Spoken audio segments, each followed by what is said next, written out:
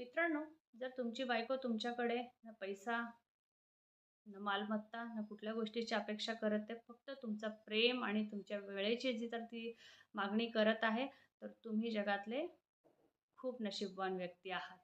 खरंच. कारण की तिला तुम्ही महत्त्वाचे आहेत, नाही की मटेरियल प्लेजर, नाही की वस्तू विशेषमध्ये तिचा इंटरेस्ट आहे. तिचा इंटरेस्ट तुमच्यामध्ये आहे आणि तुमच्या वेळेसाठी, तुमच्या प्रेमासाठी ती आतुर आहे. तर अशी बायको मिळणं खरंच नशीबवान आहे आणि तुम्ही खरंच नशीबवान आहात, जर तुमची बायको फक्त तुमचं प्रेम आणि तुमचं वेळ मागत आहे.